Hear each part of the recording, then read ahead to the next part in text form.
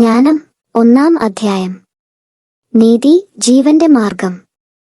ഭൂപാലകരെ, നീതിയെ സ്നേഹിക്കുവിൻ, കളങ്കമെന്നിയെ കർത്താവിനെക്കുറിച്ച് ധ്യാനിക്കുവിൻ, നിഷ്കളങ്കതയോടെ അവിടുത്തെ അന്വേഷിക്കുവിൻ. അവിടുത്തെ പരീക്ഷിക്കാത്തവർ അവിടുത്തെ കണ്ടെത്തുന്നു, അവിടുത്തെ അവിശ്വസിക്കാത്തവർക്ക് അവിടുന്ന് തന്നെ വെളിപ്പെടുത്തുന്നു. കുടിലബുദ്ധി മനുഷ്യനെ ദൈവത്തിൽ നിന്ന് അകറ്റുന്നു. അവിടുത്തെ ശക്തിയെ പരീക്ഷിക്കുന്ന ഭോഷന്മാർ ശാസിക്കപ്പെടുന്നു. ജ്ഞാനം കപടഹൃദയത്തിൽ പ്രവേശിക്കുകയില്ല, പാപത്തിന് അടിമയായ ശരീരത്തിൽ വസിക്കുകയുമില്ല. വിശുദ്ധവും സുശിക്ഷിതവുമായ ആത്മാവ് വഞ്ചനയിൽ നിന്ന് ഓടിയകലുന്നു, മൂഢാലോചനകളോട് വേഗം വിട പറയുന്നു, അനീതിയുടെ സാമീപ്യത്തിൽ ലജ്ജിക്കുന്നു.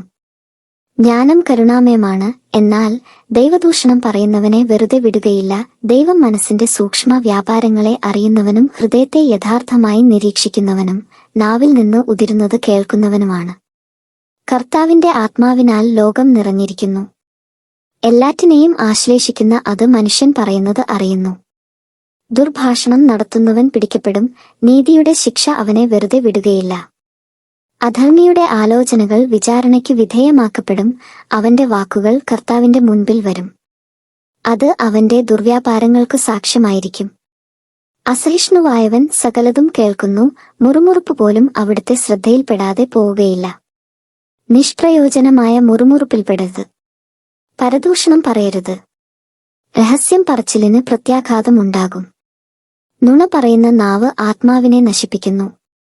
ജീവിതത്തിലെ തെറ്റുകൾ കൊണ്ട് മരണത്തെ ക്ഷണിച്ചു വരുത്തരുത്, സ്വന്തം പ്രവൃത്തി കൊണ്ട് നാശത്തെയും.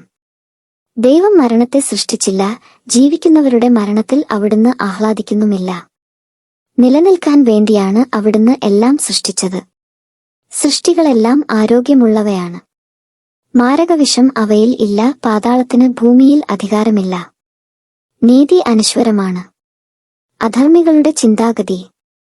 അധർമ്മികൾ വാക്കും പ്രവൃത്തിയും വഴി മരണത്തെ ക്ഷണിച്ചുവരുത്തി, മിത്രമെന്നു കരുതി അതുമായി സഖ്യം ചെയ്ത് സ്വയം നശിക്കുന്നു. അതിനോട് ചേരാൻ അവർ യോഗ്യരാണ്.